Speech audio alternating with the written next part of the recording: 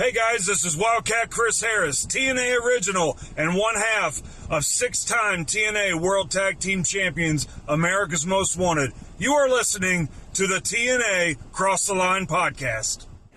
TNA Wrestling, Cross the Line.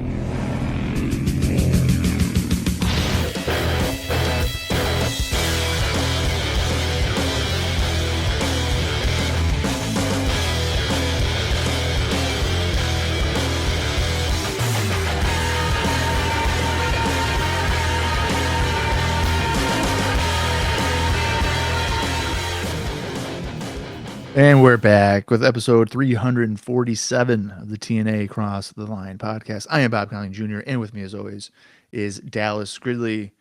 In Dallas, on tonight's episode, we've got a big-time match, and I think it's a first time ever because these guys weren't ever really in the same company at the same time until now. And that is where tonight, the TNA World Champion Kurt Angle is going to be squaring off against Kevin Nash. That's right. Big, sexy Kevin Nash, the former leader of the NWO Wolfpack, is taking on the current leader of the Angle Alliance, Kurt Angle. So, Dallas, I must ask you, how are we feeling about a Nash Angle showdown? Are you going to be just on your couch, just waiting for just excellence, or what? Well, I'd expect nothing less from Kevin Nash in 2008. I never really thought that they never really crossed paths. Although, wouldn't they have been in WWE when Nash and the NWO jumped over, or no? Yeah, but they were both heels. Oh, okay. And then when Nash came back after he tore his quad, he was on Raw, and then Angle was on SmackDown. Okay, so that's what I was wondering too. It's really interesting. I don't know. I guess I never really thought that these two have never really crossed paths, and they had such great chemistry when he was his doctor and therapist. Just months ago.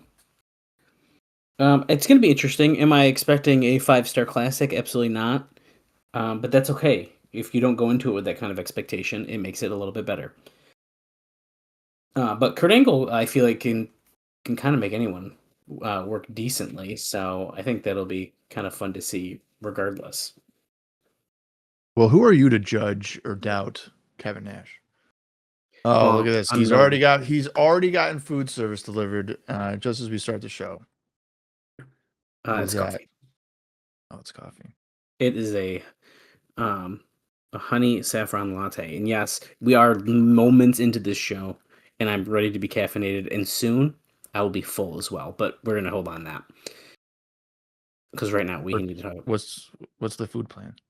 I'm getting some pasta. A little different than what Bob's gonna be getting, but we're gonna hold that thought. We're gonna talk about that once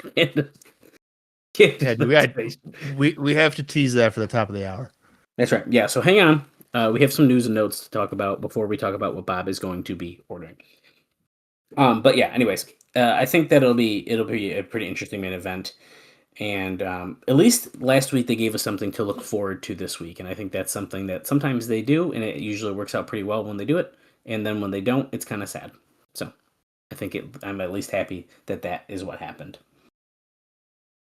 And that being said, speaking of last week's show, let's do a quick rundown of what we witnessed on that episode. And I'm just making sure I clicked the right one because I don't remember this main event at all. I'm going to be honest with you.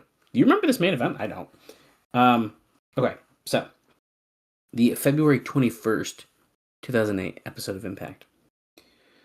Tomko and AJ Styles retained the TNA Tag Team Championships when they defeated Kip James and Bullet Bob Armstrong when BG James was ringside because AJ Styles drop-kicked his knee at the Against All Odds pay-per-view, and now he cannot wrestle. And that match ended in 3 minutes and 45 seconds. And Bob, do you remember what happened after that match? Yeah, fucking Kip James, I think, snapped, and he fucking attacked both Bob and BG. Yeah, he sure did. So that is quite the development with VKM, and I'm really happy we're splitting that up because I was really sick of it.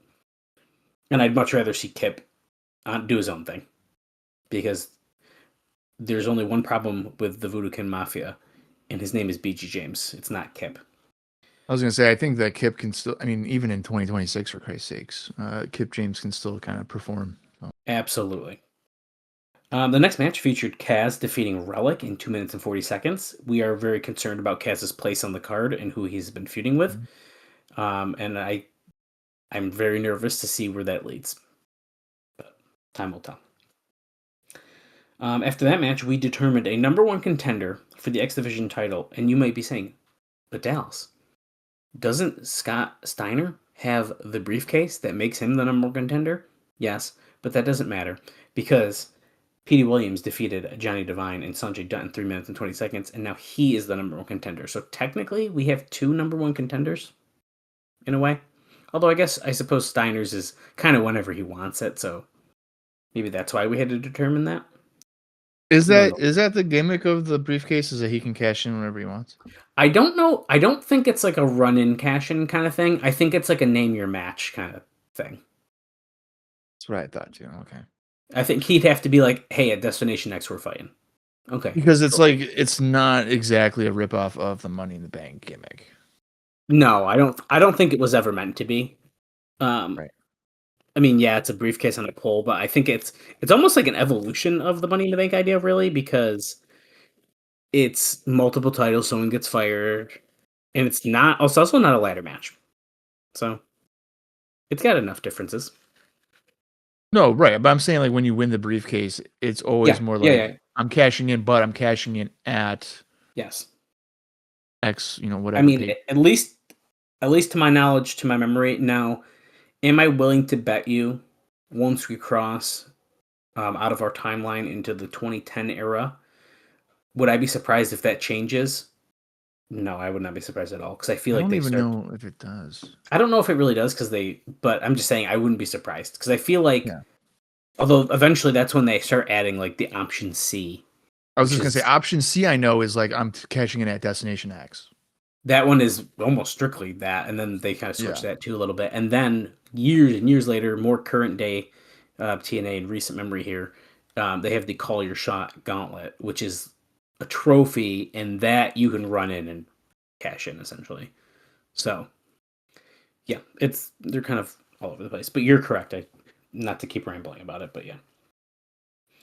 The next match on the card ended up being a 2-on-1 handicap match with Curryman and Shark Boy in a losing effort in 4 minutes and 40 seconds against Brother Ray, and that is because Brother Devon, unfortunately, did not make weight this week, but Brother Ray did. They switched because the week before, Brother Ray did not make weight, so I don't know what they did different, but they messed them up. And then after that match, we saw Ms. Jacqueline and Roxy Laveau defeat Gail Kim and ODB in 8 minutes and 33 seconds. That's quite a bit of time. I didn't know if I realized that match went so long, but good for them. What was the time? 8 minutes, 33 seconds. It's the second longest match on the card besides the main event. So, I mean, that's pretty solid. I don't know if I realized it went that long either. There had to have been a commercial or something. Has to be. And then in the main event, Kurt Angle defeated Booker T in a non-title match. 16 minutes and 30 seconds. And I'll be honest, I honestly do not remember that match at all. Which is really funny. I really just don't remember watching that match. So I vaguely remember it. And Kurt, I think, won with this Olympic Slam, right? Yeah, I think you're correct about that. And we were surprised that he didn't do a submission. Right. So, yeah, that was the episode of Impact. I do have ratings for us, which is always fun. So the February 21st edition of Impact drew a 1.12 rating and a 1.6 million viewers. This show did a 0.57 in males 18 to 34 and a 0.95 in males 35 to 49. Dave notes its real growth of late as it loses the 18 to 34, but keeps its rating that it has with teenagers, as Teenage Boys did a 1.58. So we're keeping the teenage boy demographic alive. but we are losing our 18 to 34 audience a little bit. Well, here's the thing. I feel like the Vince Russo writing is definitely up the alley of a teenage boy. I agree with that. It totally makes sense to me. I'm looking through my notes here, Bob, and the only other pre-show note that I have is really just about the house show. Oh no, I lied to you. I just found one. Oh, don't we have several house shows or something? We have 3 house shows, so I have one more note that will allow you to pull those up, and then I forgot about that. And then we'll talk about those. I have notes for each of them as well, and then we'll get into the show. So a pretty quick intro here. I was just double checking. I was like, wow, this is very late. I did these very late last night, so they're kind of blurry in my mind. But so a very interesting note here. There is talk about doing the first ever live Impact on March 27th from Orlando during WrestleMania weekend. We talked about that actually briefly, the rumor, but unfortunately, it has now run into a snag. So it says a decision will be made this week by Spike and Dixie Carter, as they have both March 24th and 25th, as well as March 27th and 28th, as possible taping dates for that week. And the key things like booking travel and allowing guys to work indies that weekend haven't been done. The TNA side has been pushing hard for months to have a presence in Orlando over WrestleMania weekend to do shows. No word on what the holdup is, although it's almost always going to be money based on the extra cost of doing a live broadcast. And Spike hasn't made the decision yet.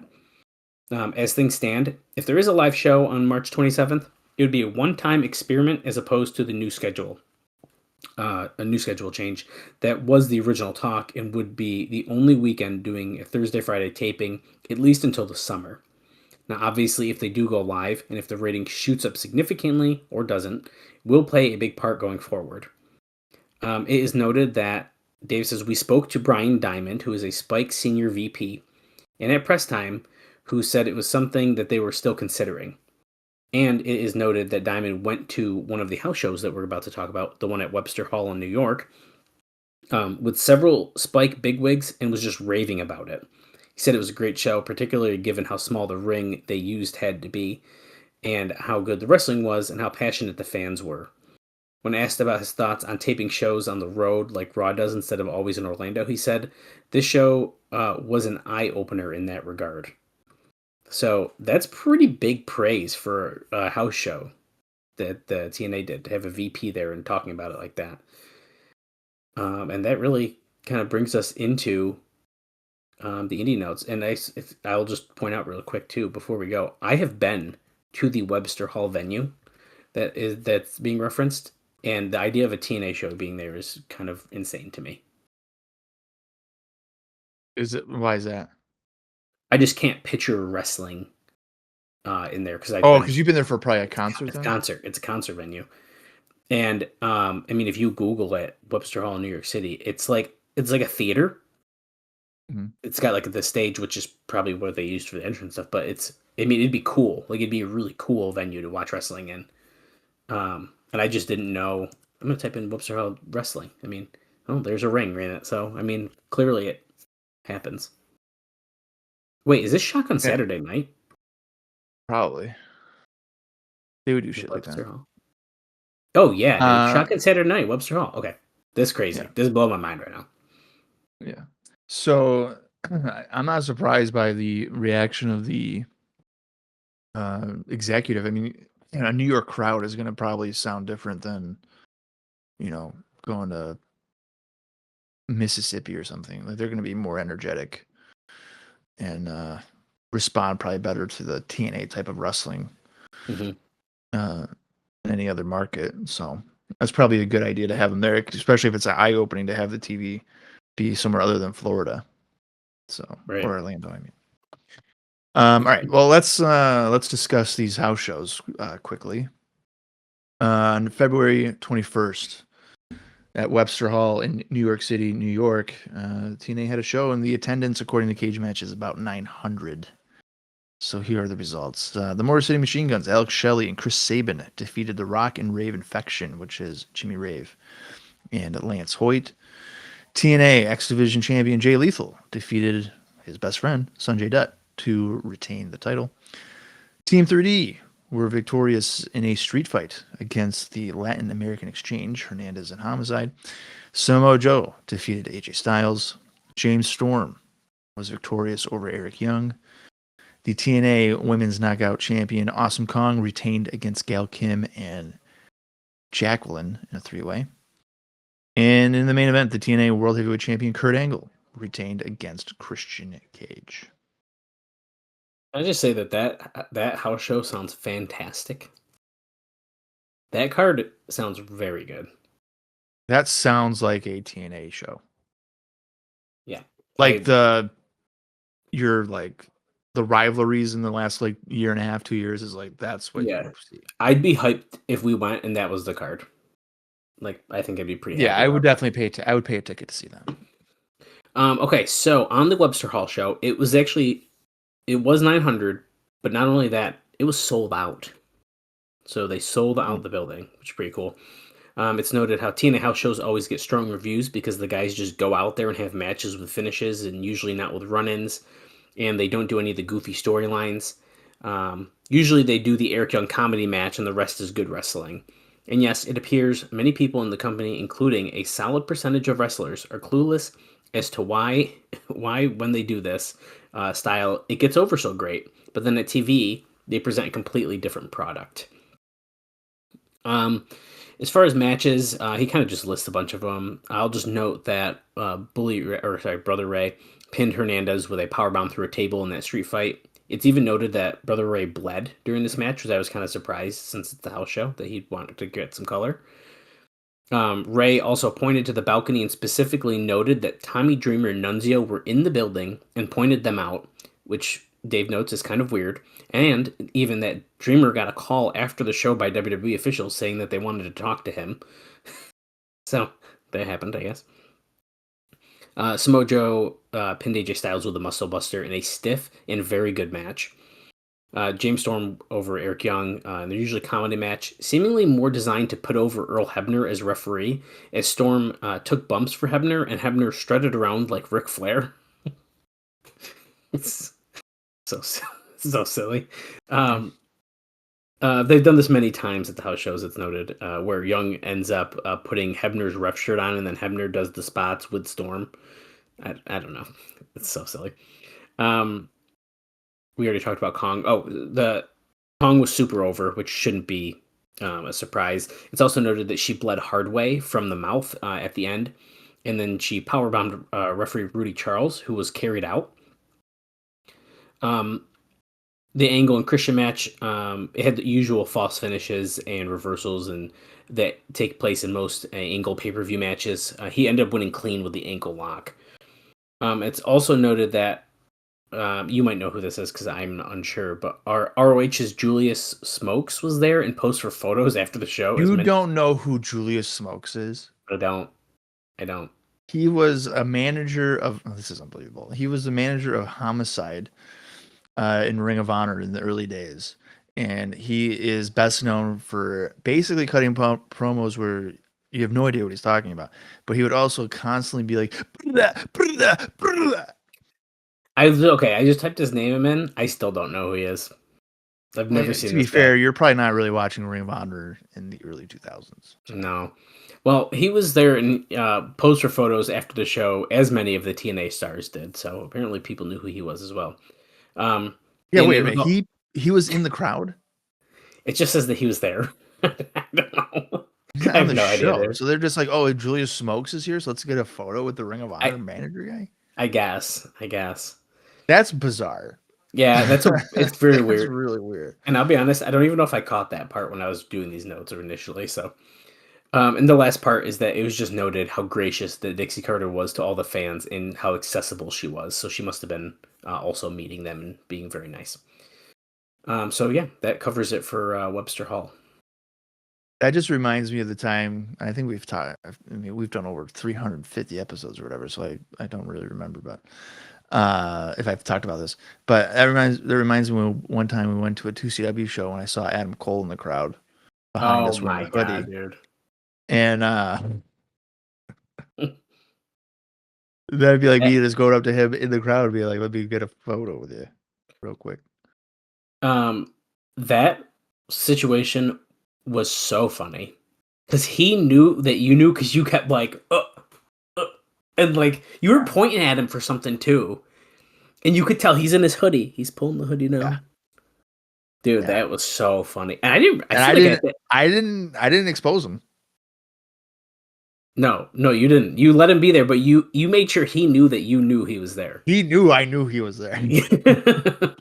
That's a good one. I do. That was really funny. I do remember that. And then I remember I turned around and he was gone. Yeah. You can't blame him. He lied. And also just noting, I don't think he was on that show. He was just there. He was not. He never wrestled for 2ZW. He was just there. It was the same day as the WWE house show. It was the double shot. Oh. Wasn't that the same show that Nick Jackson couldn't get there, so they put like Roderick Strong, Matt Jackson, and Mike Bailey. And we saw a PWG like main event essentially. It was like crazy. I think that was one of the first times we saw Mike Bailey, and we were like, "This guy's fucking good." Yeah, that adds up. Yeah. All right. So let's go to Westbury, New York, at the North Fork Theater on February 22nd. The approximate attendance is 3,000 fans, according to Cage Match. And here are the results. They're a little bit different than the previous night. Latin American Exchange, Hernandez and Homicide defeated the Rock and Raven Faction, which of course is Jimmy Raven, Lance Hoyt. X Division champion Jay Lethal retained once again against his best friend Sanjay Dutt. The Knockouts champion Awesome Kong retained against Gail Kim. Team 3D won a street fight against the Motor City Machine Guns. Samoa Joe defeated AJ Styles. Eric Young defeated James Storm. And in the main event, Kurt Angle retained the TNA World Championship by defeating Christian Cage. I don't actually have too much to mention for this one, but that 3,000 is correct, and it was also a sellout, which is made this the largest paid attendance for a regular house show in company history. He notes how there was no WWE guys there. Like, I'm assuming he's referencing how Tommy Dreamer was sitting in the crowd. I don't really know why else that he mentions that here. And Team 3D worked as baby faces against the Machine Guns, but mostly the same type of show, and it was also well received. Okay. Let's go to the final night, which is February 23rd in Elmira, New York. There is no approximate attendance on Cage Match, so we'll have to hopefully find that out in a moment. LAX defeating Rock and Raven Faction. X Division champion Jay Lethal retained against his best friend Sanjay Dutt. James Storm defeating Eric Young. Team 3D once again winning a street fight against the Motor City Machine Guns. Samoa Joe defeated AJ Styles. Knockouts champion Awesome Kong retained against Gail Kim and Jacqueline in a three-way dance. And in the main event, the TNA World Heavyweight Champion Kurt Angle retained against Christian Cage. I do have the crowd for you. They drew about 1,500. 15. That's close, though. And then he says, pretty much the same show as the prior nights. Team 30, again, worked as the faces. They don't do the weight stipulation on the road, which is, I don't know if you ever been thinking about that, but no, we are not doing the weight limit thing on the road, so no worry there. They pushed it right away, saying that the Machine Guns were from Detroit while they were from New York, so that's how they were getting over as faces. They used a 3D on Sabin and then a double team powerbomb on Shelley through a table to win. And then he says, a funny note, before the Knockouts title match, a local DJ came out to prep the crowd for the match, saying that it was a three-way with three of the hottest women you'd ever see. And it was Kong, Kim, and more. And if you're keeping score with Kong over, she obviously won again. So I don't see what's wrong with him saying that, but Dave thought it was really funny. And then the main event there with Angle, he just wanted the ankle lock. So nothing out of the ordinary there. I don't know about you, but being from New York, one thing I just hate is people from Detroit. One thing. Does that make any sense? That makes no sense. They're from Detroit. Boo them. They're Detroit. Ugh. Gross. That's silly. It's very silly. Yeah. Meanwhile, one of your top baby faces is from Detroit. And also Sabin and Shelley are baby faces. Well, not on the house show. House show House show. apparently. Good thing Rhino wasn't there. Jeez. Oh my god! Could you imagine if they were like, yeah, they're from Detroit, boo 'em, but also Rhino's on the show, who is like Rhino's here, very known. He's from Detroit. Very known. His gear is literally a Detroit Tigers logo with his name. Yeah. All right. All right. That wraps up our pre-show notes and house show stuff. So let's get into it. It's February 28th, 2008 edition of TNA Impact. The approximate runtime is 1 hour, 25 minutes, and 53 seconds. At about the half-hour mark, I am going to put in an order for my food, I think, and then hopefully it will be here by next week. So I'm going to count down from 3, and when I say play, that is when our live watch shall begin. So here we go. 3, 2, 1, play.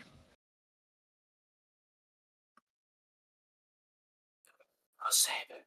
I don't have any like, I'm gonna say real explosion notes for you as we're doing our highlights from last week and a couple weeks ago. Oh yeah, AJ Styles and Karen were in Gatorland last week. But there was at least a dark match that may pop up as a explosion match, so I'm just telling you it for fun. And it was Lance Hoyt and Jimmy Rave defeating Chris Sabin and Alex Shelley. That's a big win.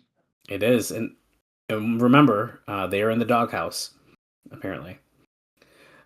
Bob, could you do a time check? Because I accidentally just skipped ahead. For not blading is what you're thinking? Yes. I'm at 47 seconds. Oh, okay. Well, I must have just fixed it because I hit back and then I hit forward right away. So I think we're aligned. 55, 56, 57, 58. Yeah, okay, we're good. Okay. Don't touch the arrow keys. Yeah, don't do that. Oh, yes, Roode interfered in that match, and then Christian got involved. Okay. This is all coming back to me now from last week. This is why they do the highlights. Maybe we need to start watching the first 2 minutes of the episode before we do our notes. And then be like, oh, okay. Take My Wife, Please is the episode title. I wonder what that could possibly be in reference to. Kevin Nash. Kurt is doing squats.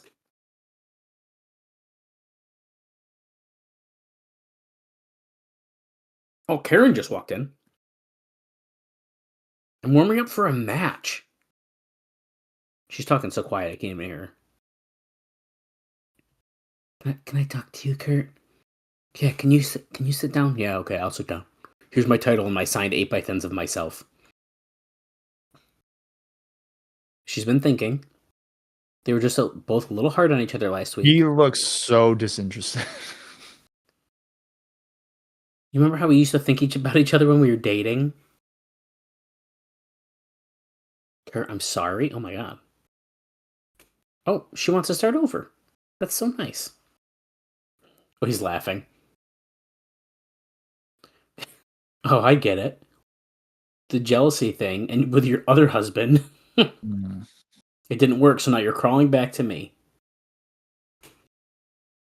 What if she gets written off as like technically not married to Kurt, and then she just comes back with her other husband, her real other husband, not AJ Styles, and then we just are like, whoa, it really happened. That's not happening right now, though. No, it's not.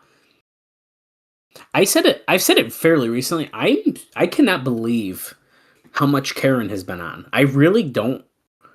I have no recollection of Karen Angle being on this much at all. And I was She's watching. Been a major fixture. I know, and I've been watching in my younger times. I was watching during this time, so apparently she didn't really strike me too much as a young person.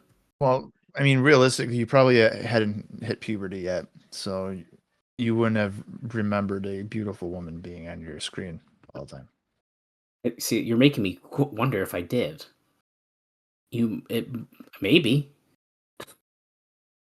Well, 2008, right? I mean, you would have been. I'm in roughly. No, I had to have hit it by then. What year were you born? 93. So you would have been like around 15? Yeah. Yeah, you're definitely getting boners. So you would have definitely. I don't know, dude. Would have been like. Even Dude, if you're getting fucking rock hard at 15, and that's before Belucho. Dude, like, give me a break. look at this, Awesome Kong versus Angelina Love in a ladder match tonight for the drinking championship, and will Team 3D be under 275 pounds? We're gonna find out tonight. Also, leave it in the comments that if you were 15, if you were getting boners. No, do not leave that in no comments, please. For the first time ever, it's Kevin Nash and Kurt Angle tonight, and if you think I'm not gonna have a boner during that, you're wrong. Can you dig it, sucker? Okay. That's so funny. I swear to God, if our YouTube fucking comments are just rock hard at 15, baby, let's go. I have to start hiding all the comments. I'm glad you mentioned our YouTube, not the boners thing, but I thought you were gonna say you're brought up the rock hard at 15 years old. I haven't mentioned it in a while for no reason besides that I just keep forgetting. But be sure to be following us on all of our social media pages. If you go to TNAcrosstheline.com, you can see all of our social channels. We're on Twitter or X, if you want to call it that, at Cross the Line TNA. You can go to on YouTube or Facebook or even on Instagram, TNA Cross the Line Pod. Although I think Instagram is Cross the Line TNA as well. But anyways, go to TNAcrosstheline.com and you will see everything you need to see right there. Yeah, and we can proudly say I think we're the only podcast in TNA focusing on TNA that does a live watch and have watched every show outside of Explosion, which is now available, and stuck with it. So Booker T's in the ring with an enormous ring on his finger, and he's saying he wants to talk to Robert Roode face to face. it is a huge ring. He's in a suit. Do you think he's really ready to talk face to face in that suit? It's not going to be. Oh, never mind. I was going to say I don't think it's going to be a physical altercation, and then he said, "I want you to come out here so I can give you an ass whooping." So it looks like it would be physical. I knew what he was getting at. Is Roode going to be wearing a suit? I'm going to say yes. That's not Robert Roode. It's Peyton Banks. Peyton Banks. Now here's the thing. And I sent this to Dallas before. So I've been watching Explosion and reviewing it from 2003, and I'm really enjoying it. Anyway, we kind of forgot the history here of Tracy Brooks, because when she first arrived to TNA, she attacked the Cage Girls and basically was a similar gimmick to Peyton Banks. She wanted to be a Cage Girl. She was not necessarily stalking Lollipop, but she was cosplaying as her, essentially, and attacked her. Yeah, it's pretty funny. But we're so far removed from that. You can get away with doing stuff like that again because it's a totally different era. There's no way you would remember that. Oh, she just personally delivered a message from Robert Roode and slapped Booker T, and then she just yelled, "Hit me!" Go on, because she knows that there's the no male on female violence. Well, Tracy just ran down to the ring and just speared Peyton Banks. Mixed tag. This is a mixed tag match. Absolutely. I think we were just talking about that recently, too. Yeah. Booker's like, yeah, get her. Get her. That was funny. Thank God Tracy has a bra under that shirt, because her shirt is completely off almost. Yeah.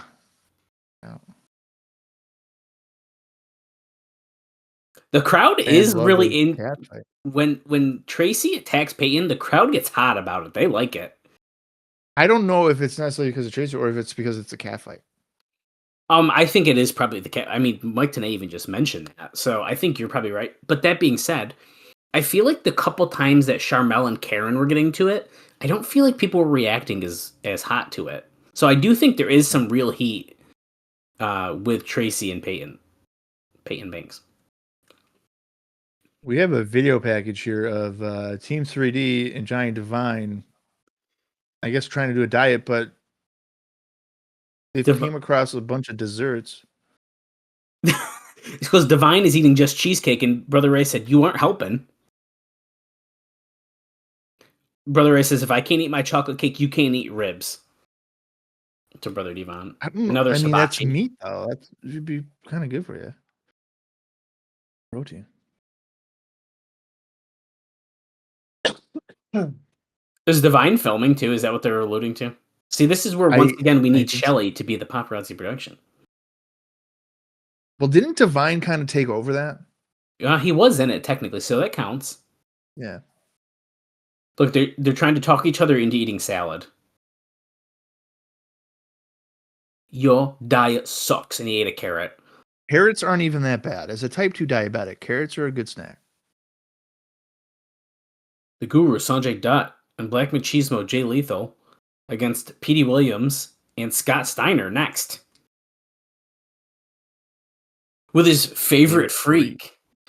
I was doing some social posts for us as we're getting a global impact. I think a DVD thing. I have this DVD. Oh God, what was I saying? Oh, I was typing out Raka Khan, his newest freak. The DVD is the full show, right? It's at least, I think it's just the TNA matches, but it's all of the matches that TNA stars are in. I actually have been, when we were talking about it, I was itching to watch it. But I do own that DVD. I've never seen it. But I like how we were talking about Medeja recently. That kind of rolls off the tongue. Like, oh, she's the number one freak, Medeja. Number one freak, Raka Khan, just doesn't sound good. It doesn't really flow, I guess. She needs a better name. Anyways, JB's with PD and Scott and Raka Khan backstage.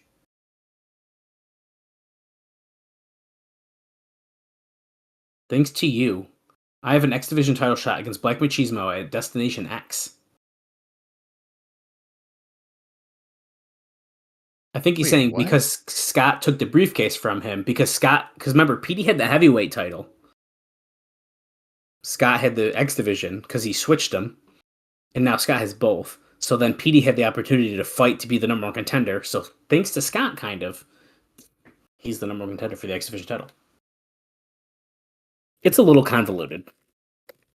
I mean, no denying. So despite not having a briefcase, he still gets the title match. Yep.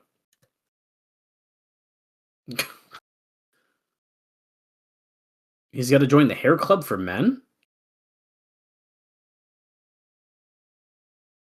Was he just talking about Sanjay Dutt being balding? I think so. And then he's saying that PD's got to pass the initiation. Oh, boy. I can only imagine. Father, can you hear me? I don't believe they're going to be appearing on the show in a wrestling capacity. So since we sort of have some X Division stars in this match, I have a note for you. Scott Steiner and Raka Khan are coming out first. There is a deal reached for Chris Sabin and Alex Shelley of TNA to appear at a Ring of Honor show on April 18th and 19th in Dayton and Chicago. So if you remember, well, Bob definitely remembers, but if our listeners remember, there has been essentially a halt in any TNA talent appearing at Ring of Honor shows. And there's kind of a long history of that. I would imagine that they would not be on like a DVD or something. So I believe that is true. But it's kind of he writes the whole history here. I mean, do you want me to? I can read it if you want. I was going to cut it out because we've kind of talked about it a lot, but. Well, I mean, I can. I'm gonna look it up and see if it says like it's a dark match or something. Yeah, because he does mention it. Like they can't appear on pay-per-view and they can't be put on DVDs. They sold at retail outlets, so that's like what they were. The plan was, but then ROH decided to stop using any TNA talent because of that. Right. And so TNA basically was like, well, it's Ring of Honor's decision if they don't want to use any of our talent. They just can't use our stuff, essentially. So at this point, this is the only deal put together for TNA talent. Gabe Sapolsky said that the deal was very easy to put together with all sides, but he doesn't know that any other such deals will be made. Now, that being said, here's an interesting little tidbit. TNA did offer Christopher Daniels to them a few months back to sell Daniels being fired, the whole stipulation, but that was before he was brought back as Curryman. But between the price of Daniels and the expense of a West Coast flight, ROH decided to not do that. Interesting. Now there's kind of a major thing that I don't know if I really realized it or not, but when you're saying they can't use TNA talent to be on a DVD that's released in retail stores, Ring of Honor sold their DVDs through their like website. It was never in a store. I think it says that too. TNA said their talent couldn't appear on television shows or on DVD releases sold anywhere, but at the group's live event matches or on the company website. There it is. So they they could. I say You're that right. so they can. So I just looked it up, and it's not like a dark match or anything. So it would be on the DVD. Look at that. There you go. So that kind of blows my mind. It sounds like Ring of Honor may be kind of from a stubborn about financial standpoint. No, well, financial standpoint. They're probably like, well, this is a potential out that we don't need to be using these guys. And now publicly we can be like, well, TNA's withholding their talent because they can't be on DVDs or something. One other very small Ring of Honor note I just want to bring up. So they actually also had weekend shows in New York the same time that TNA just did in Long Island. So on February 22nd, they were in Deer Park, New York, and they drew 300 fans, which packed a small building on Long Island. But it was the same night that TNA drew 3,000. So pretty interesting. To me, that reads as there's not that for a traveling show a crossover as much as maybe you would think there would be. Or they just wanted to go to the larger scale TNA show. So, could I look it up and see what they were doing? Yeah, why not? February 22nd. And while you pull that up, I'm going to note quick. Petey and Sanjay are fighting right now, but when Sanjay Dutt came out, he kissed the hand of SoCal Val. Very important detail, because he's been very weird about SoCal and Jay Lethal. So Ring of Honor had 2 shows. Yeah, so there's the one on the 23rd as well, which was at the Manhattan Center. Right. So you were talking about the 22nd show? Yeah. Okay, so this is a lot. Jesus Christ. Well, I don't have attendance numbers. I'm not going to go through every single match because there's quite a bit going on here. But it looks like the theme of the show is a Ring of Honor tournament to determine the number 1 contender. And the tournament features guys such as Kevin Steen, Generico, Bryan Danielson, Austin Aries is on this. It doesn't really look like a strong Ring of Honor show.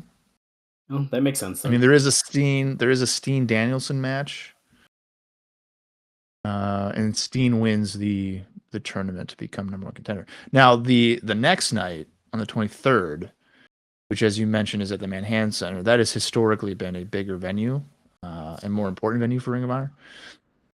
And this looks to be so. In that show, they drew 1,150 people. So they drew just under capacity at the Manhattan Center. Okay, so I think that's a pretty good showing there, obviously. Yes, absolutely. That show is headlined by a Ring of Honor World title match between Nigel McGuinness and Bryan Danielson, with McGuinness retaining the title after about a half hour. Well, and it's also important, not that we need to talk too much about Ring of Honor here, but in May, they're going to the Hammerstein Ballroom, which obviously holds more, about 2,500.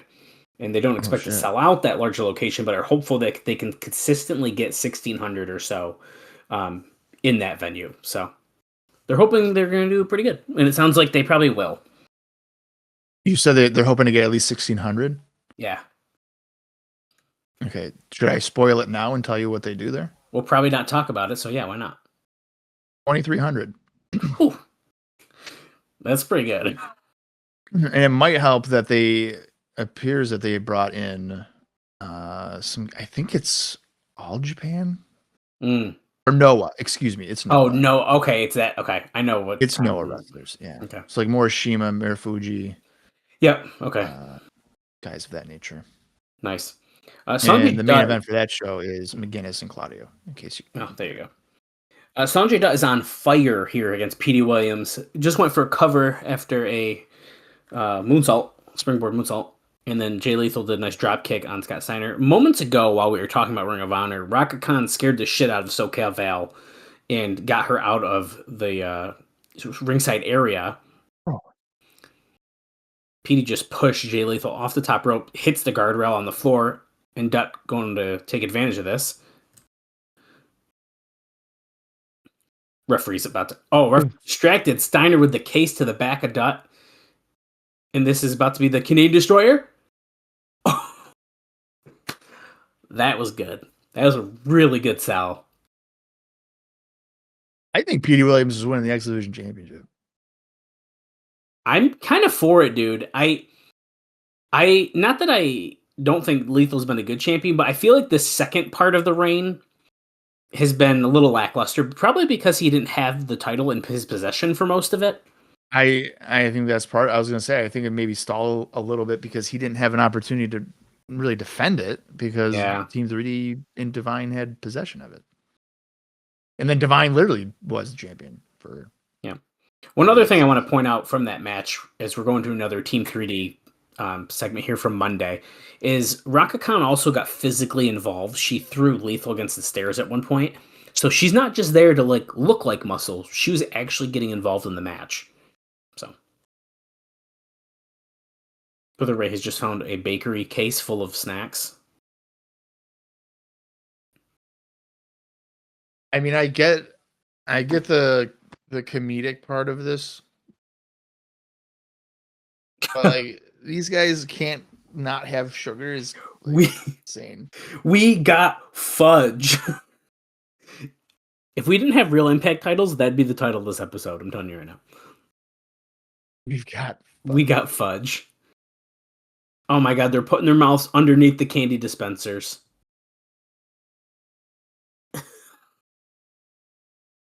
Spit it out, all of it.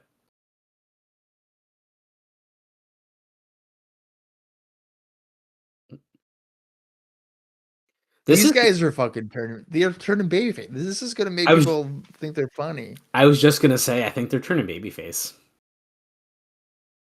How can you not think that? I mean, this is funny. So they're not going to get booed. It is funny. Right. Oh, he's got more. He's trying to... Johnny Devine says spit him out. Oh my god, look at the gumball. Oh my god, they're oh, it's gumball? I thought it was God Stoppers. Who puts 3 giant gumballs in their mouth at a time like that? Look, he's trying to grab an ice cream on the way out. Oh my god. That's ridiculous. That is honestly so ridiculous. Up next, will Team 3D make the weight? We'll find out. Well, thank you. TNA Wrestling is coming to Boston area. Lockdown.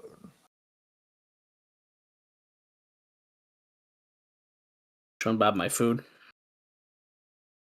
Oh, I should order my my meal.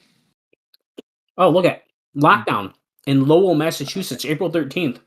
I actually had a note about that. I'm gonna potentially break my sobriety here. Wait, hold on. We're going to Jeremy Borash and EY. I'll tell you about Lockdown after we see what this is all about. Oh, Eric Young almost just took out JB.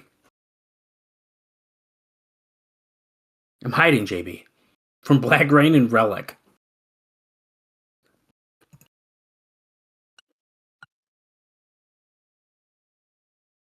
You saw what happened last week to Kaz. Death is in the air. They're going to try to kill somebody tonight. Oh, is that Kaz? Yeah, it is. Eric Young cannot believe that his friend is alive. Last week I got my ass kicked. I'm a wrestler. I get paid to wrestle. What is this? Meaty Monster? What's an actor? Dracula? So he's showing Eric Young posters of monsters. Booger Beast? Who has not heard of Booger Beast?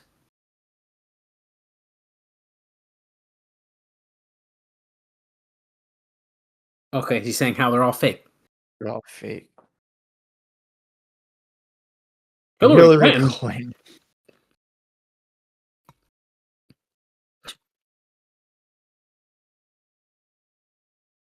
Cloverfield. Those are real monsters.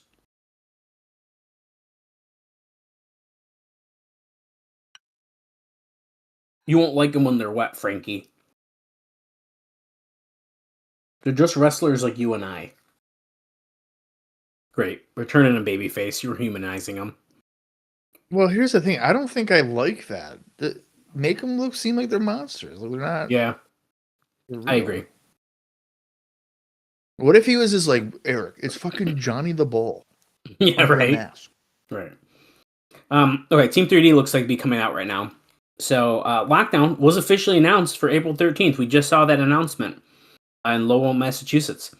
Now, Dave says they should have run the Memorial Auditorium at this place. Instead, they're going to this Paul Nagas Center. I don't know. But he mentions how the Memorial Auditorium is a great TV building, maybe 2,500 seats.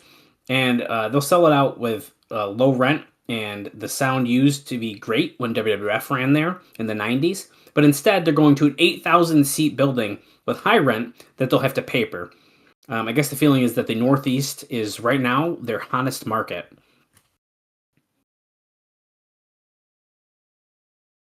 Okay, we're seeing another Team 3D segment as they're coming out to the ring. This is the third one on this show. We could have spaced these out.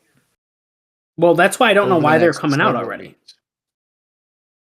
Well, this is the same thing with the Shark Boy thing, dude. We're seeing the segments throughout the whole show that we could have been watching for weeks. Absolutely. Now, Devon loves barbecue. I feel like eating meat is not the worst thing. I mean, I guess from a weight standpoint, it could be. Barbecue's that's a little fattier meat, though. It is, yeah. And they're on a diet, so. Oh my god, he just told the barbecue guy he could lose a few pounds. Wait, they're fighting them again? Spicy. Konnichiwa. I'm a Curry Man stan. I like him.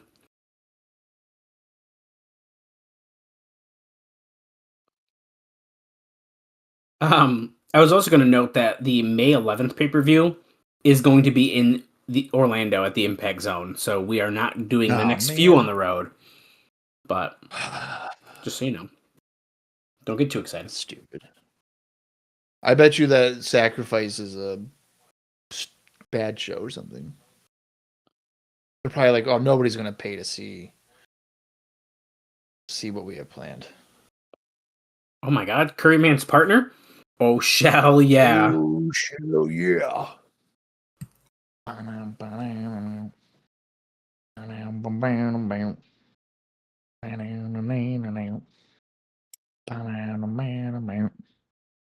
Third consecutive week that they've had this match scheduled. But Team 3D has not made weight, so technically it's only been handicap matches.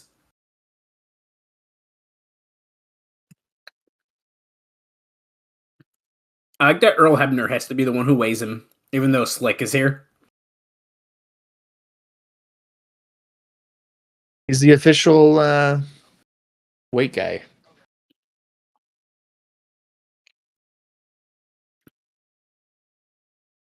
Okay, if you're over 275, you can't compete. Let's see.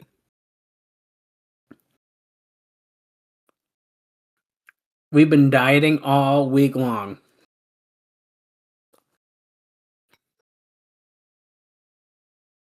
He says, Devon, show him. What are they chanting? Are they chanting, you are fat ass? That's what it sounds like. Devon didn't make weight again. Oh my god. Celery, carrot sticks, and water. That's all they've eaten. Well, it could be water weight. Have you been sneaking behind my back, he says to Devon. I bet you we're going to see another video where he is. Yeah.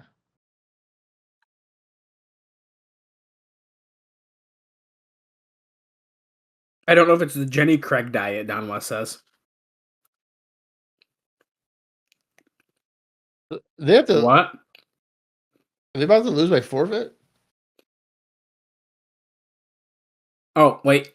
He's taking off some of his clothes. Their wrist tape, their shirts, their shoes.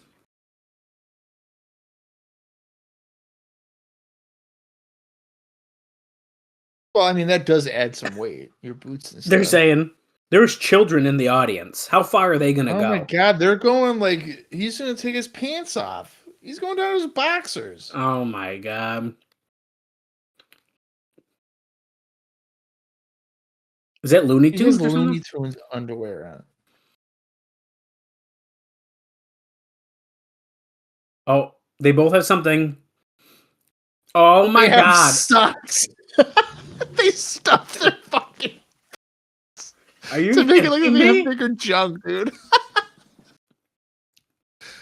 Devon still What does the not make fuck?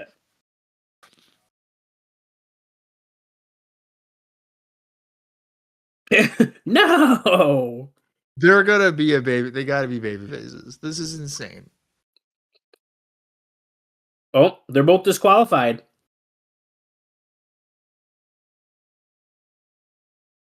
That's Wow. fucking funny. That is so stupid.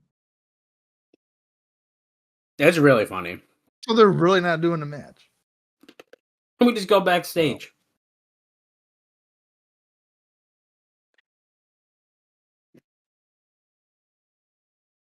Karen seems very upset. Oh, she's hugging JB. Oh, AJ. What'd you do, JB? Oh no.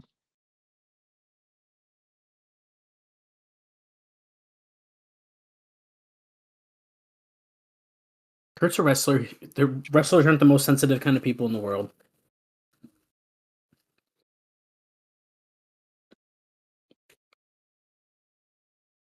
AJ's trying to help his wife out here.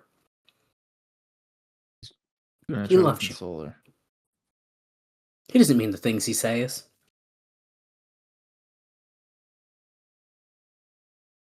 AJ, you're not like that. You make me feel like someone. You make me feel special. I'm gonna throw up. If it makes you feel better, I'll talk to Kurt.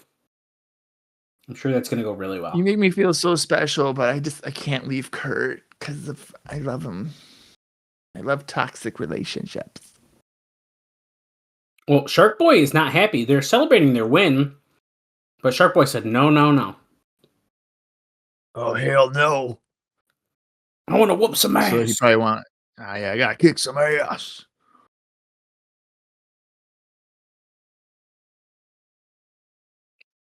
I didn't come out here to get my hand raised by some damn referee.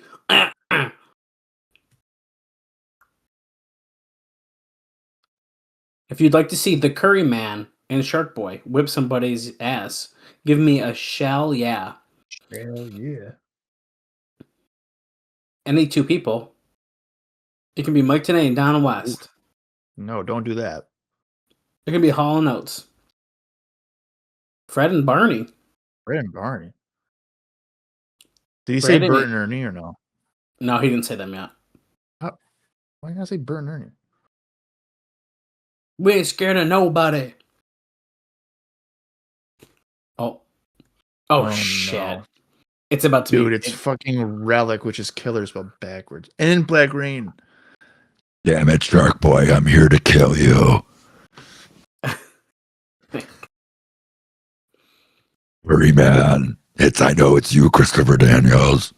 I also have a split personality. And look, last week from after Black Rain's match with Kaz, or what was it, Relic? Sorry. Then Black Rain came out and attacked him. They're about to make very quick work of Shark Boy and Curry Man. I have a feeling. I don't know, man. I don't think they're gonna win. I hope not.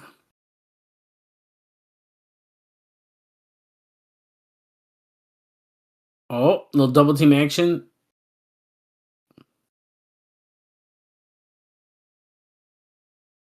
Tickets on sale tomorrow for lockdown. Yeah, let's get us front row, dude.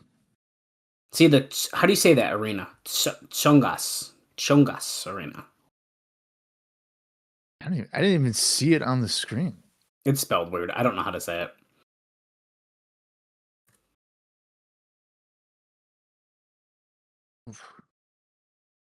Curry Man. Oh, the ear clap. That sucks. Curry Man getting the crowd behind him, doing a little strut. What I like about the Curry Man gimmick, like at this point, is that he's already been doing it in Japan, so he already knows what he's doing. He's not just like making it up as he goes here. Right, yeah.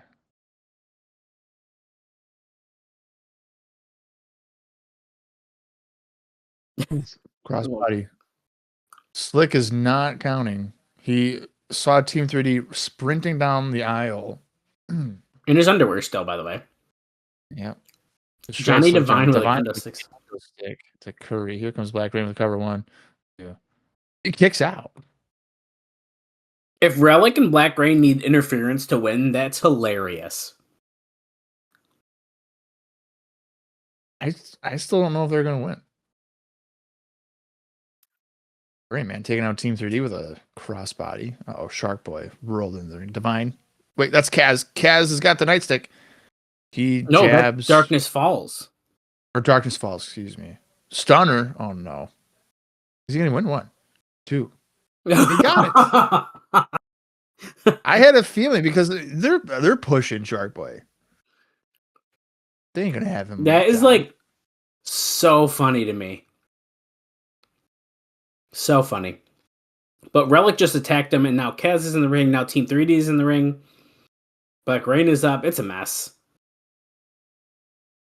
Oh, no, here comes a table. Brother Divine is getting a table.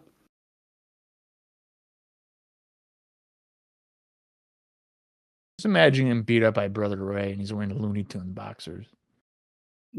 With his stuffed sock in it. Oh, here comes Eric Young.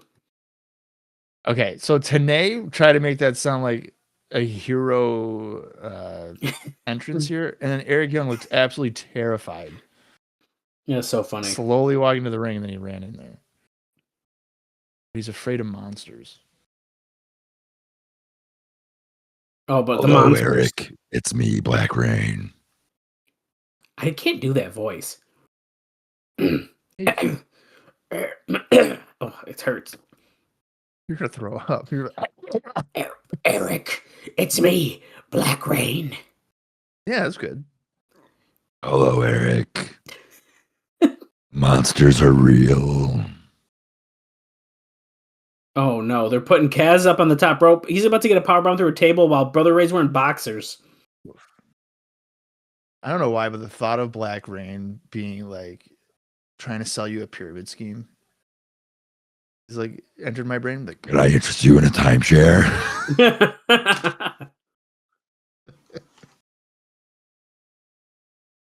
Robert's trying to leave. Wait, Robert's here. Robert just arrived.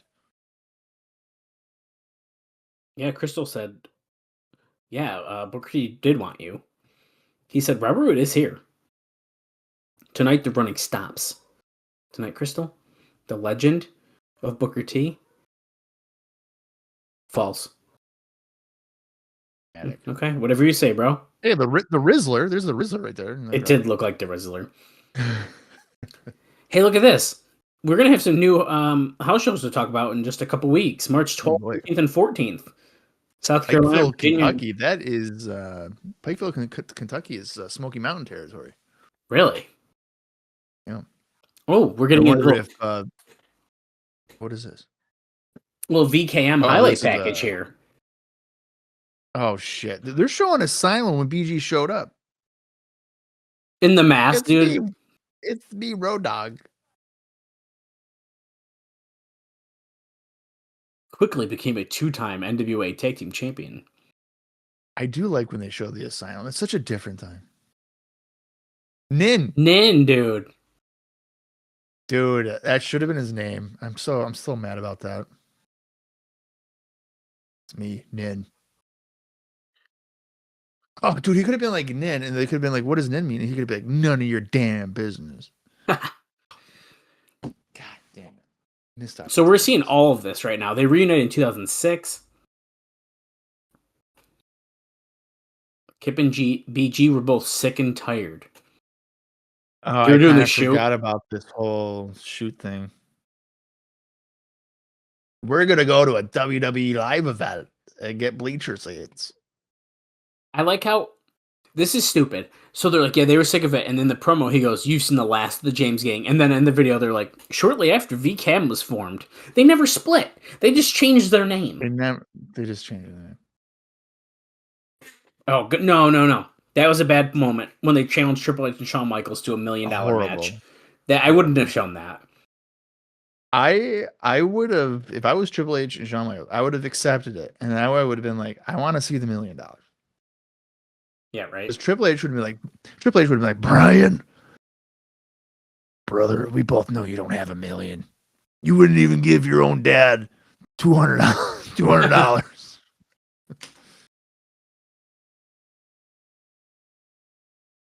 Like today, down with we are.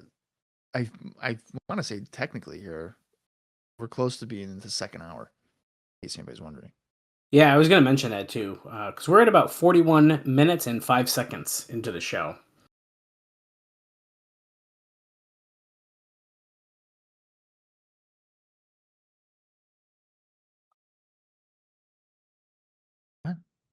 Oh, Tanay said next week they're going to show behind. Oh, here comes Robert. Yeah, I can't wait till next week, he says, and then he gets cut off by Bobby Roode? Yep, it is. Yep. Bobby Roode. Not wearing a suit, leather jacket. Oh, here, while he's coming out here, you remember Letitia Klein? We've talked about her recently. And she lost her job after she was on the Howard Stern show, all that kind of stuff.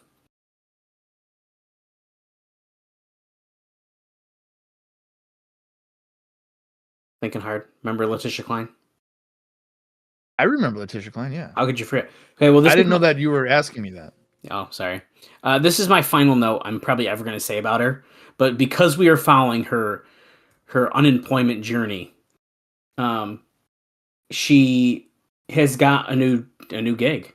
She's going to star in the CW TV show Beauty and the Geek when it comes back for its 5th season. So that's what she's going to be doing, and that's the last time I'm probably going to bring her up. I'm sorry, she's doing what? Beauty and the Geek. Oh, I remember that show. Yeah. CW. Yep. Yeah. I like that show. Actually. I think Dave kind of mentions how it's kind of a show for you because he says, Jesus, the net worth of Robert Roode is 2 cents and then in parentheses Canadian. That was a funny sign. Dave kind of mentions how the show is kind of for you, Bob, because he says it's about a hot woman who hangs out with smart and sincere guys who aren't very good looking. Okay, I don't like to emphasize not very good looking. I'm also not smart, so none of this would apply to me. I can't relate to any of that. He just threatened to punch Sharmell again.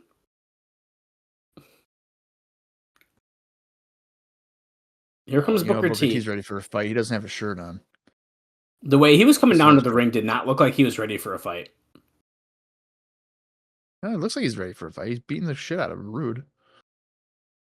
Oh, here we go. We're ringside. I feel like Roode has a trap set. Something's weird about this. You know what? I'm gonna throw this out here. I think I know what's gonna happen. What's that? You ready for this? Yep. I think that we need a return, and that return is going to be A1. Oh. Really? You think so?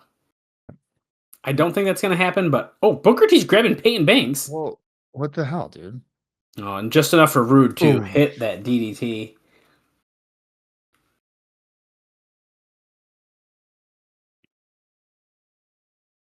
Speaking of DDT, I was watching the never before seen house show that Vault put up, and Jake Roberts hit Rick Martel with a DDT, and then I had my stopwatch out. It took him 45 seconds to cover him, and he won. What? Yeah, that's crazy. I was watching it, and I was like, "This feels like an extended amount of time." And then I got my stopwatch out, and it was 45 seconds. That's insane. I think that's worse than Triple H and Booker T at WrestleMania. Robert Roode has now handcuffed Booker T's arms around the top rope. He's taking off a belt, and he's going to whip Booker T with it, it looks like. Oh, here comes Tracy. Oh my god. Oh my god, she went after Roode. She just tackled Roode. She's been trying to do that for a year. She's beating the shit out of him. Get it. Here we go. That's good. Peyton keeps pulling her off. I like that. I like that she got some physicality there on Roode. Oh, no, now she's getting choked. Peyton is choking Tracy with Robert Roode's belt. Oh no, he's got another pair of handcuffs. I don't want to be out of line, but I'm going to say something. Okay, so it looks like I don't think he's going to do it. I don't know if I would have liked the potential undertones of whipping Booker T with a strap. Yeah, it definitely crossed my mind too. I feel like it's. He's gonna do it. Oh, okay. There you go. See, I don't really like that. Tracy also being whipped by Peyton on the other side of the ring. Mm-hmm. I don't know. That's just me. I don't really like that. Crowd's booing. Tracy is falling out of her top. The PR and marketing department are about to make their appearance known. Roode keeping security away as well. Are we gonna get a mixed tag strap match or something?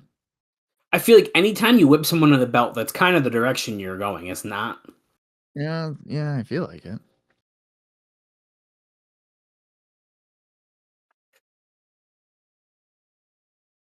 They're saying they're going over the line this week on Impact. Okay. I mean, okay. So this seems like a pretty fine direction for Destination X because you can absolutely get to lockdown in a cage with these guys. Absolutely. But the cage needs to be just Booker and absolutely. I think that's the point here. The road to lockdown starts Wednesday night. Here, let me give you another note during this live event thing. Hermie Sadler, he did an interview with the Long Island Press, noting that TNA has been in meetings with both Fox and the Speed Channel regarding cross-promotional opportunities with NASCAR. Among the ideas is running live events in conjunction with major NASCAR races. Dave says that's an interesting idea to ponder because some of the major races draw hundreds of thousands of spectators. While I've never bought the NASCAR Pro Wrestling crossover as being much at all, and I think you and I would both agree, Bob. I would 100% agree. The idea that you have 200,000 people in town for a weekend race and you give a special event in town on a Friday night and involve the drivers in that live event is not a bad idea to at least try. Yeah, so let's say he's saying hundreds of thousands of people go to these races. Sometimes 200,000 people. Yeah, hundreds of thousands. Okay, so you don't think that let's just think this through. Could they get like 2,000 fans to go to a wrestling show? I mean, you probably could. I don't see why not. At minimum, you know.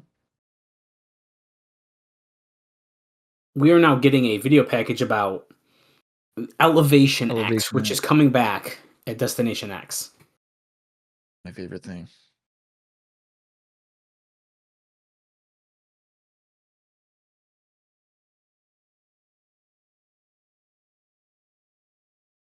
The match became it's so just a scaffold match. I mean, these things have happened before. These guys are acting like it's never happened before. It just hasn't happened in the shape of an X. Well, you can't have everything.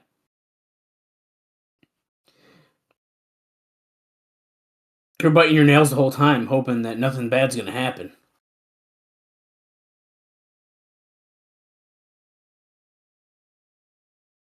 Somebody's going to get hurt and get hurt bad.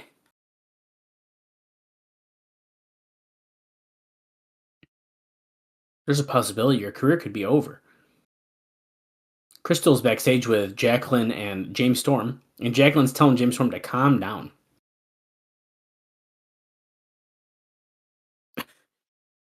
Why'd you put me in a ladder match with Eric Young when you know I've been partying too much and I've had too much to drink? That's right. You have an Elevation X match against Rhino. You got to get over your fears. So she helped book this match to help James Storm get over his fear of heights before Elevation X. I mean, it makes sense to me. That's a caring woman. I was just jumping gonna off the say top of the cage. he's came off the top of a steel cage. Where are we getting this height thing from? So maybe he's scared of Rhino and he doesn't want to admit it. You think? Could be that. I'm not afraid of anything. I'm not. You take the bass out of your voice. Eric's afraid of monsters, and you're afraid of heights. No big whoop. Hey, whoop.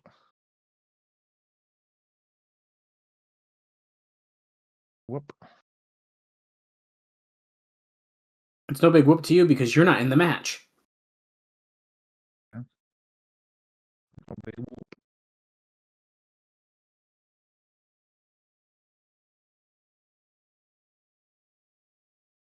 Take it one day at a time.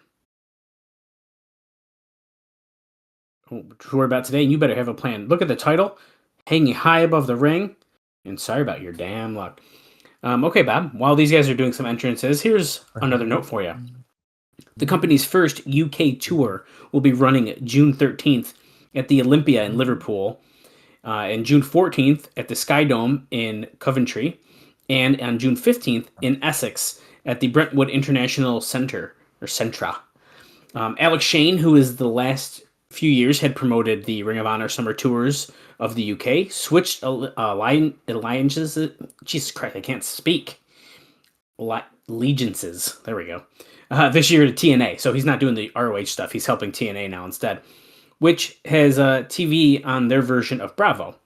The UK is most likely TNA's strongest market because wrestling is more over in that country, so they should draw pretty well for these shows. Those will be fun to talk about once we get there. In June? Yep.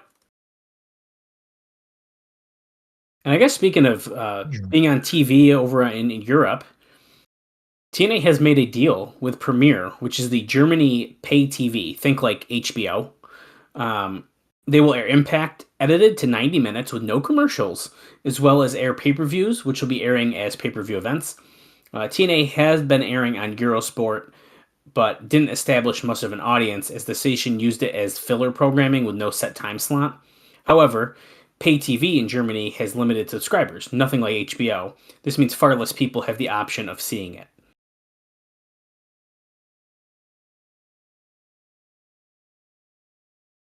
And James Storm just ran at Eric Young as he was just finishing his entrance here. Now Eric has the ladder ready to use. It's a bright orange ladder, not something we've seen them use here in TNA before. I don't know why it's bright orange.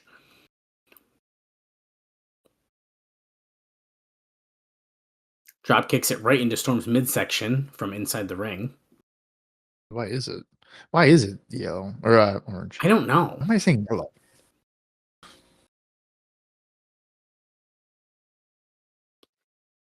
I've never seen a color ladder like that in TNA.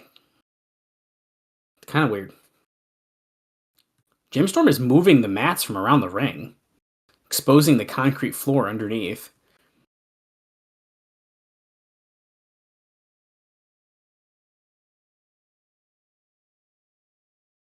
If you have any fear of heights. He's going to suplex Eric Young on the concrete. No, Eric Young reverses it. Storm goes down instead.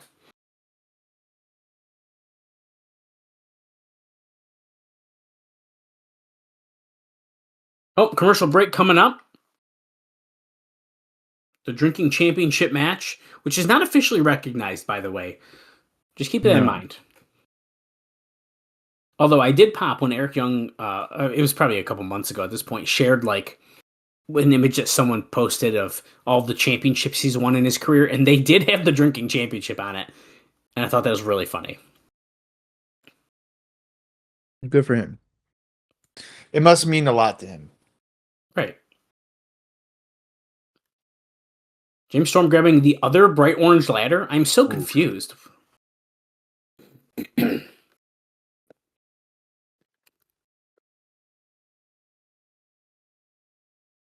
The crowd is chanting, "You're my hero."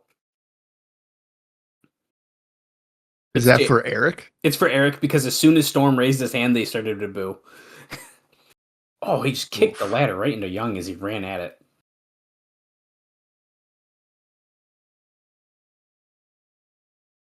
The fans are chanting ECW for the ladder shot. Oh, Jesus. Give me a break. That's annoying just in 2008, let alone now. Yeah, if they're still doing it, it's very annoying.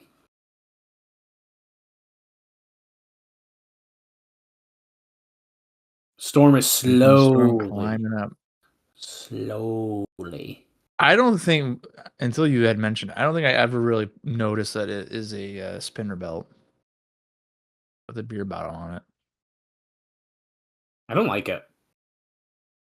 I think it's funny. I don't know. It's kind of like a cheap shot. Well, that's true, I guess. Oh boy. The ladder is between the guardrail and the ring, and we're about to see a suplex. Nope, Eric Young countered and Storm went into the ring. Comes back, last call super kick. Young falls back first onto the ladder. That's got to be it. Just go get the belt.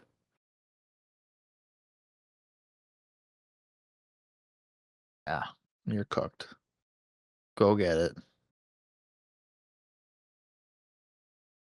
Go get it, dude. In case you guys are wondering about my update or my my order for my food, it is on the way. Oh shoot! It might make it this week. It might make it this week. Jacqueline just got in about 12 minutes. Oh wow!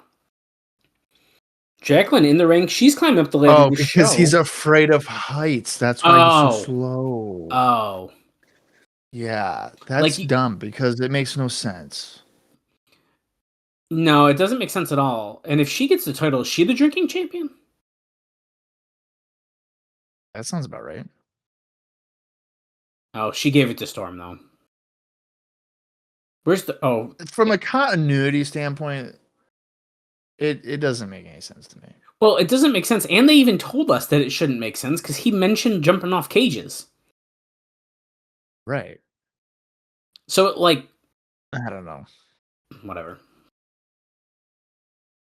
That's weird. This? Oh, Rhino's here.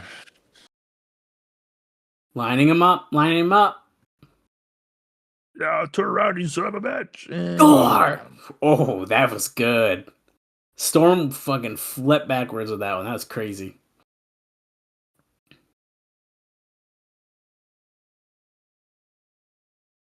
The thing about Rhino in TNA, no matter what. I feel like Rhino's super over in TNA. At least in the Impact Zone.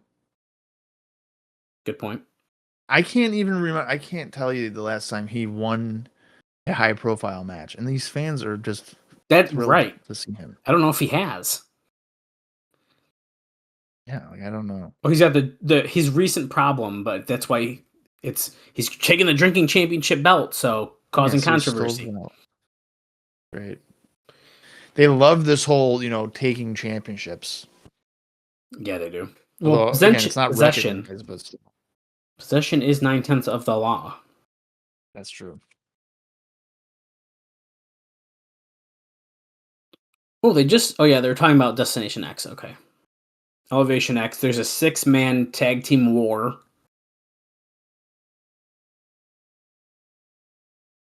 Sunday, March 9th on pay-per-view. Can't wait. I'm so excited. Oh, Kurt Angle versus Kevin Nash. But first, we're going to JB in the back with Kurt Angle. Listen, JB, I've never wrestled Kevin Nash before in my life. I said that. AJ just walked in. Kurt, can I just talk to you for a second, please? What's it about? Smooching and my wife, Karen? I got caught up in the moment, got crazy for a second. I got to talk about something that's really important.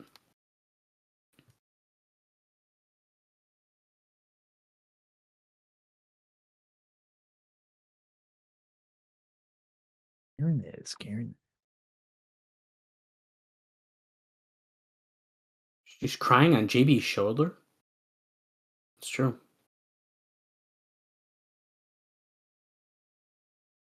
She cries all the time. That's just what she does. She's a crybaby. That's right.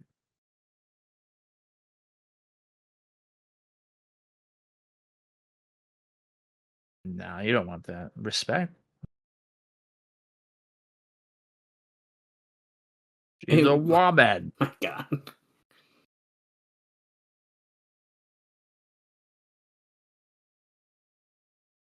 I understand that you're sweet on my wife and everything. But you know the first thing about Karen?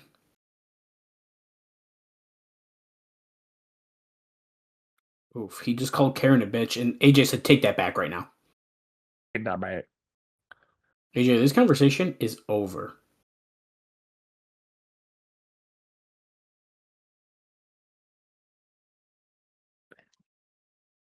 Take it back. That's funny. Take it back. Real funny. Well, it's time for some knockouts action. Angelina Love and Awesome Kong. Non-title knockouts match. Accompanied by Velvet Sky. It's Angelina Love.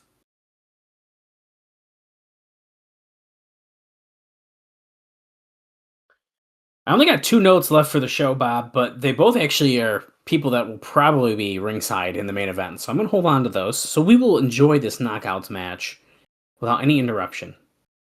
Oh, freaking great, dude. My favorite thing. Moments ago, backstage, Roxy says, tonight you will be hurt. Don't go. That's a curse, dude. She's cursed fucking the James VKM. And now she's cursing fucking. And it sounds like the Feast or Fired case, they said that she got right about the fired one. Oh, shit. Right. Yeah. Dude, Roxy knows what's going on, man. Okay. That the pigeon's loose. She's not even the one wrestling. Now, so here's the not the pigeons. So you know what's funny about that is I thought about this. They're always saying like TNA, women are wrestling, whatever. And then we have the camera guy looking up the fucking butthole. Yeah, but I think there's a difference in how they're presented in a ring. They can still have sex appeal and wrestle well. And I don't think that's like, happened. What's the most memorable thing about Velvet Sky, you think? Well, up until right now, definitely that part. Just in general. I guess that. How about this? You tell me your favorite Velvet Sky match. And then I can sit here and tell you that she has a freckle on her right butt cheek. Now, where is the logic? Okay. Where is the reasoning behind that? Like, what is that? To be fair, you're calling out one person. Hey, ODB's like, hey, look at my tits. I'm a drunk. ODB's a blast. And you look at Awesome Kong, who like every week is just saying like, "Oh, somebody blow my back out." You know, it's just like Jesus Christ. What the fuck? That's why she's probably mad because she hasn't gotten fucking had sex. Referee's checking Angelina Love. Now look who the referee is. Rudy. It's Rudy. And she was just seduced Rudy recently. Right. Well, he like kind of felt her up, and then he was gonna go do the same thing to Awesome Kong, and then he was like, "Well, wait a minute, that's Awesome Kong, and I don't want to do that." Oh, Angelina Love steps in, attacks Kong while she's getting checked for a weapon in her knee pads that she's not wearing.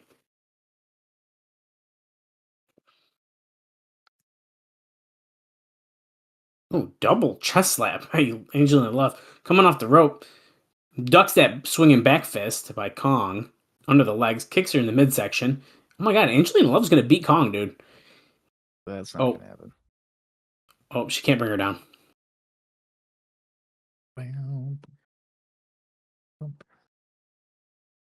Oh, Kong catches her midair and then slams her into the corner.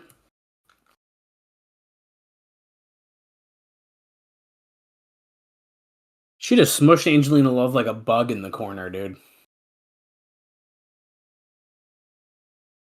Chops her across the chest, wicked hard. Wicked hard.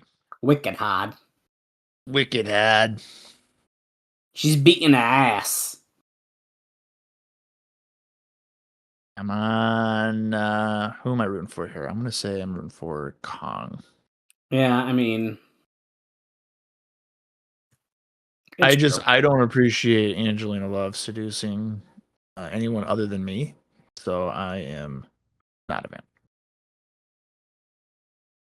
He needs to seduce me and not Rudy Charles. Wow, if you text TNA to 76,000, you're going to get all the behind the scenes stuff about the Knockouts title match coming up at Destination X, which I think they just said is in fact a 3-way between ODB, Gail Kim, and Awesome Kong.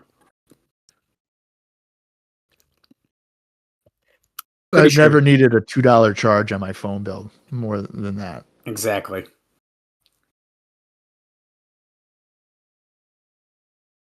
She's breaking her back in the process, stretching Angelina Love.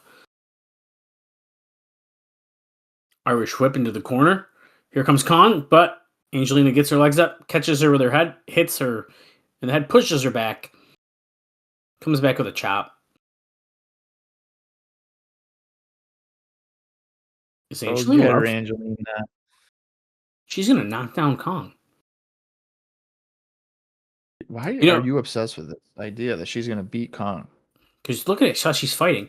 I wanted to point out something that ODB wrote to us on Twitter.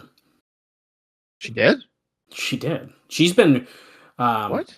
Yeah, ODB has been becoming a friend of the show here, man. She actually even just did an hour ago as of us recording this.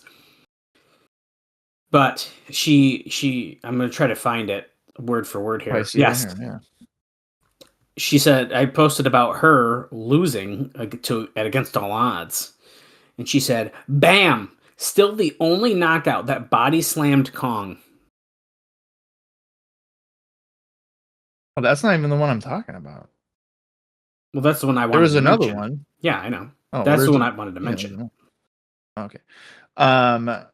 SoCal Val also replied to one of our things here with an emotional face and clapping because of Jay Lethal winning the title against all odds. That's right. So it looks like a lot of these people are fans of us. We're friends. We even get BG James likes on posts once in a while. If only he listened to the show and knew that we didn't like him. The Awesome Bomb. Well, there's one person that will not like our shit, and that is Dustin Rhodes. Yeah, I don't tag him on purpose. And he blocked us, I think, too. But he definitely blocked us. Angelina Love gets hit with the Awesome Bomb and loses to Kong. Should be no surprise. Here comes Velvet to check on her friend. Whenever a wrestler blocks me, I take it as a compliment. I mean, you got a good list. Don't I have one? Or no, I have two. Velvet Sky blocked me. What? Yeah, I found that out. I don't even know why, but I looked it up. Mm. I think I went to her page and I was like, "Oh, you're blocked." Like, Hogan doesn't count anymore because he died. Too. Hogan blocked me on Twitter and in real life because he died. ODB coming out here, dude. Speak of the devil, friend of the show, ODB. Yeah, isn't she doing like one last run? One last run here, and yep, that's what her plan is. Hey, Kong. In 10 days. 10 days. You're going to find out who the knockout of all knockouts. Gail Kim, she may be great. She may be crowned the first ever TNA knockout champ. Yeah, we get it. In Kong, you may be big and bad. She makes fun of her. Hoorah! The two of you got nothing on me. Because I'm the ODB.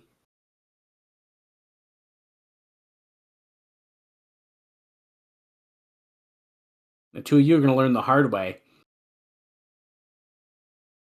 You're going to find out that the ODB is not just another pretty face.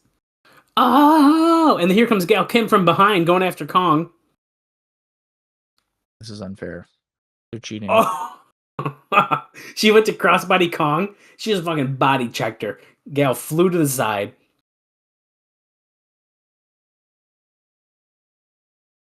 Here comes ODB into the ring, though. Almost to save Gal, but really just to get a piece of Kong herself, really.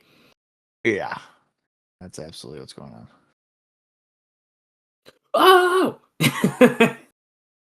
She's trying to take down Kong off of her feet. Oh. Nope. Yeah, nope. Got hit with a real stiff clothesline. Yeah, that will not do it.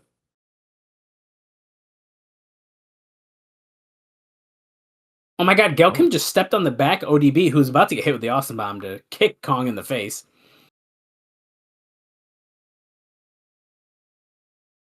ODB is so loud. She's screaming while she's doing the punches or the forearms there. Oh! Both hitting drop kicks on Kong. Are they going to take her down? They tried to spear her through the rope. It didn't quite work. And are they going to flip her over the top? Boom. Oh. There you go. Oh, Kong grabbed her foot there. She might have landed bad. No, they got her out of the ring. Oh, she's all right. She's freaking out. Raisha Saeed trying to hold Kong back. She's got a saber for Destination X. Raisha Saeed is the voice of reason with Awesome Kong.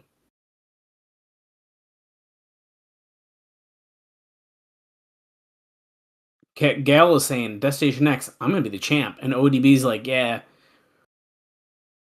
She's like, yeah, right. Oh, she just put Gail. So they're not friends. They just have a common enemy. Yeah, they don't get along. Up next, it's the main event.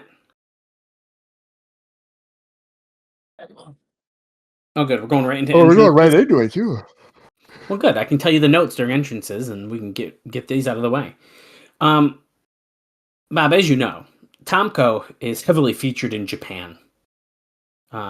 Specifically, New Japan. But, unfortunately for him, the deal was that New Japan wasn't going to renew his contract, as the company is still not doing well financially. He was really disappointed, thinking that he was part of the team, and flying back and forth doing tours rather than canceling tours so he could make TNA tapings and New Japan's big shows. Dave notes, if you saw the Global Impact special, you could see how much he liked working Japan, and he said that he could even see himself living there. New Japan has a commitment to Giant Bernard as a top foreigner and doesn't for anyone else. So it sounds like his time in New Japan might be wrapping up, or has already wrapped up. I guess I don't truly know. But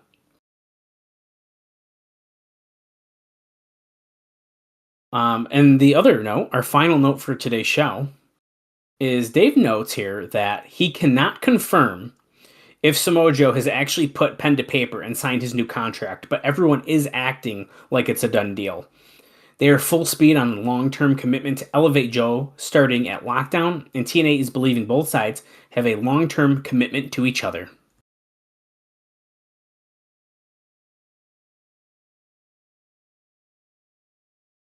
And speak of the devil, there's Joe with Kevin Nash and Christian Cage. And Tomko and Styles were with Kerr, I believe.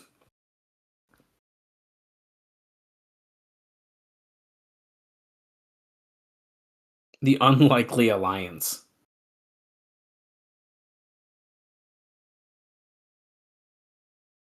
Big Kevin Nash.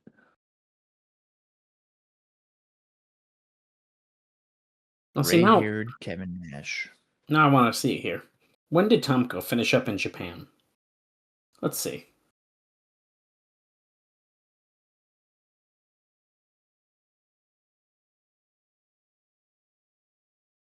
Well, what's the date of this show? So we're on the 28th. Yeah, it looks like he is done. Like already he's done? February 17th was his final New Japan match, it looks like. And that is, Really? in fact, before this taping. This was taped on the 25th of February. Oh.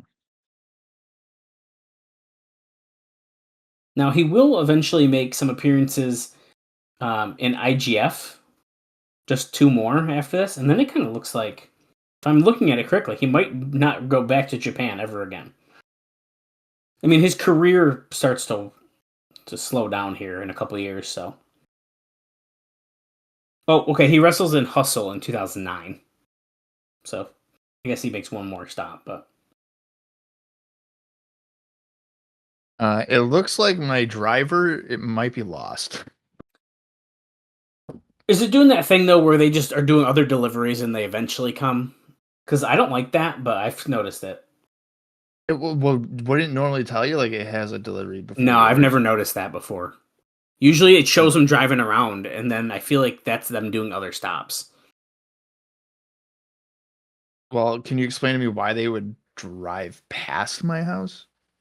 No, I can't really explain it unless they got a different order first. They had to deliver before yours.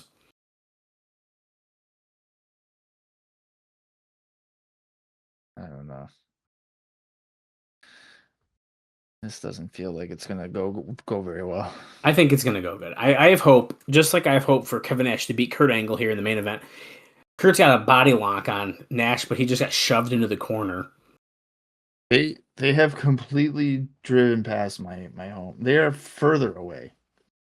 Just wait it out. They're like all the way. They're like going towards Radisson. What are we doing? Why are you watching it so closely? I'm hungry, Dallas.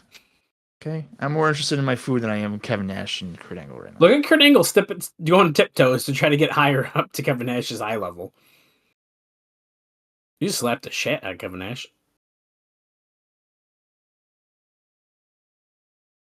Oh, big right hand by Big Sexy. He's about to do his knee lifts in the corner, I think. Ready? Or no, sorry, the elbows, not the knee lifts. There's the knee lift. See, I knew it was coming. He's got his trademarks.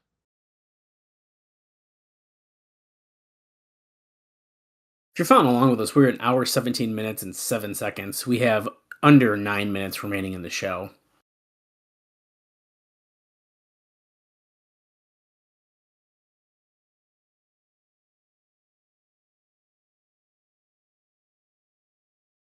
Oh, Kurt with a very stiff kick to the back of Kevin Nash's leg. Trying to take him off of his feet, and he comes back, gets hit with a big boot, though. So unfortunately, he didn't get Kevin Nash down, but Kevin Nash clotheslined Kurt Angle to the floor.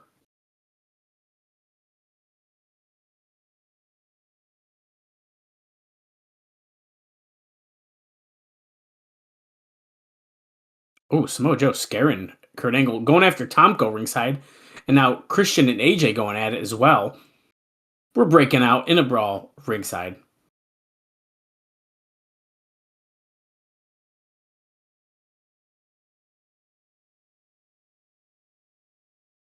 This is out of hand. The referees can't even get these guys apart.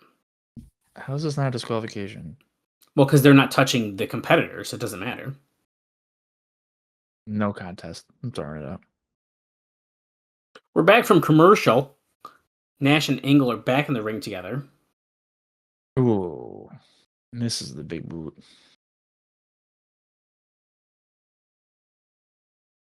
Okay, update. The driver, I think, has figured out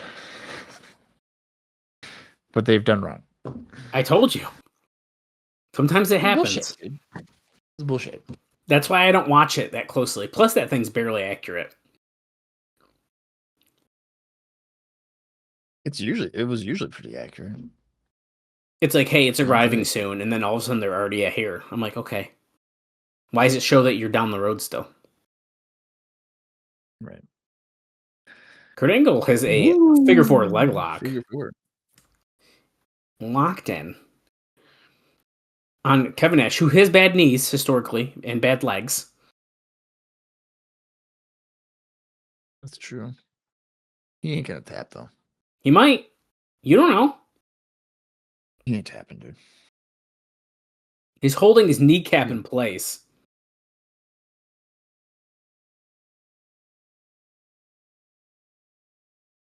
Oh, is he going to turn this around onto Kurt?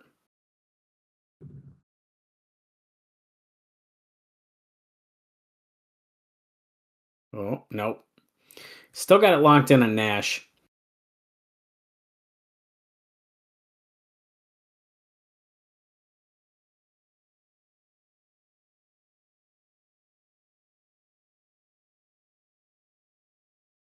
Tap out already. Longest figure four I've ever seen, I think.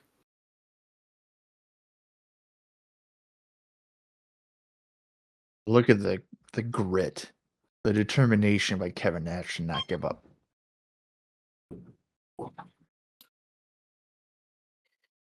He's still trying to turn it over, but that is not quite working for him.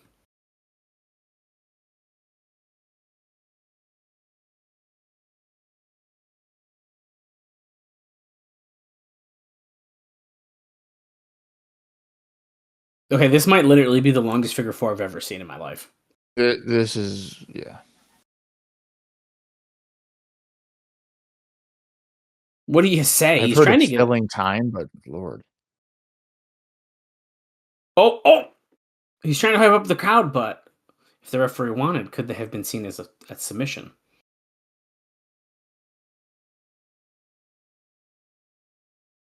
Yeah, right.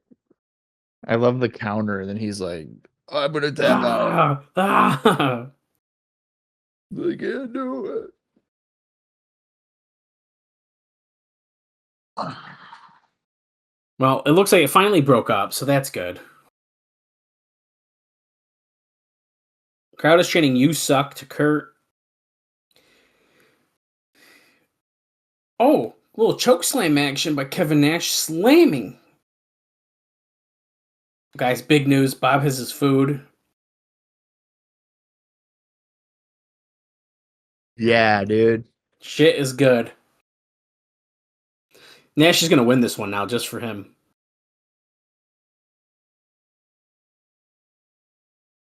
Oh, Kurt Angle kicked Kevin Nash in the leg. Not quite in the midsection. Comes back and gets hit with a sidewalk slam. No. And nope. That's a kick out at 2. Now, let's see. Oh, it's still kind of warm. That's good. That's really good. Kevin Nash going for that jackknife powerbomb potentially.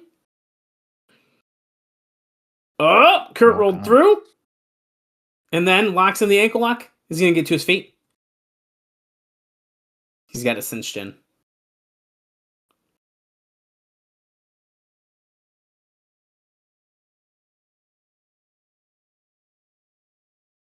Tap out, Nash. Tap out. That leg, that knee, that ankle has been weakened this whole time in that figure four, dude. Long-term storytelling, psychology, booking, cinema. That's what's going on in this match. When you're right, dude. Oh, Kurt Angle just ran toward Kevin Nash. He was in the corner. He sidestepped, and Angle hit his head on the steel post of the ring. This is not good. He's cooked. Oh, no. Here comes Karen.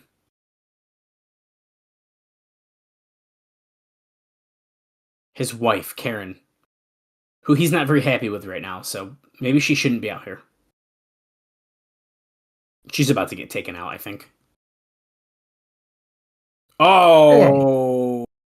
Kurt Angle just kind of threw her to the side.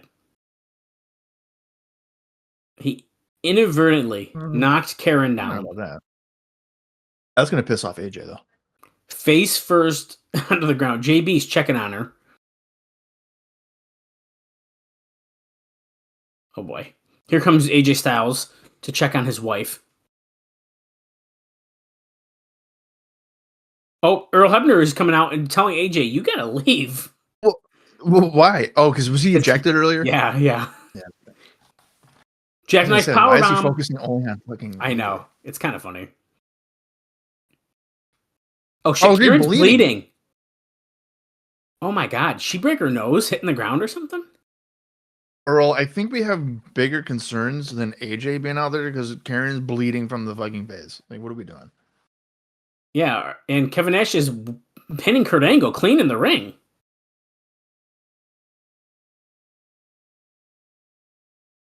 Get out of here!